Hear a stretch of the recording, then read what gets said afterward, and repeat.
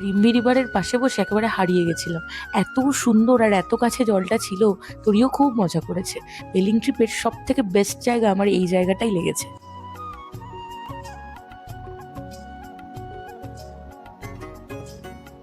Hello, আমি বিট্টু বলছি। আমাদের সাথে তরির প্রথমবার পাহাড় যাত্রার আরও একটা ছোট্ট ব্লগ নিয়ে আমি হাজির।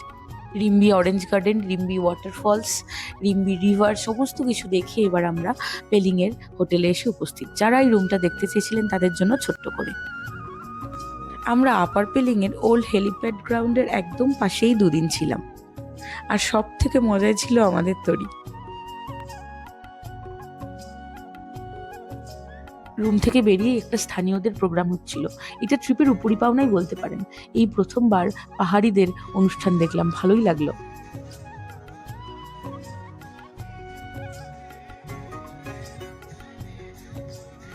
গুড মর্নিং সকলকে। না না, এখন মর্নিং না হলেও এই ভিডিওটা যখন শ্যুট করেছিলাম তখন ছিল মর্নিং।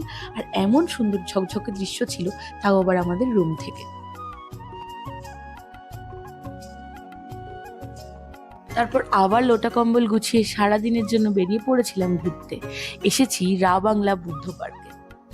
এই পরিবেশটা আমার আরো সুন্দর লেগেছে, আর উপর থেকে এই ভিউটা সব থেকে সুন্দর লাগছিল।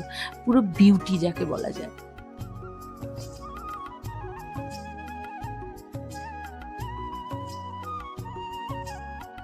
অনেকগুলো সিঁড়ি পেরিয়ে নিচে এসে দেখলাম জায়গাটা আরো সুন্দর।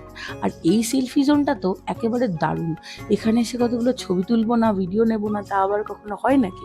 তারপর এই জায়গাটাকে দারুণভাবে উপভোগ করে আমরা বেরিয়ে পড়েছিলাম সিকিমের একমাত্র চা বাগান টেমিটি গার্ডেনের উদ্দেশ্যে।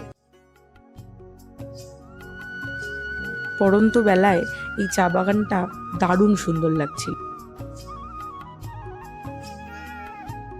মেয়েটা আমার আপন খেয়ালে খেলছে দেখুন। ওরও ওই জায়গাটা বেশ ভালো লেগেছিল। তারপর আমরা চলে এসেছিলাম নামচি চারধাম দেখতে। এই জায়গাটা এসে আমি জাস্ট চুপ হয়ে গেছি।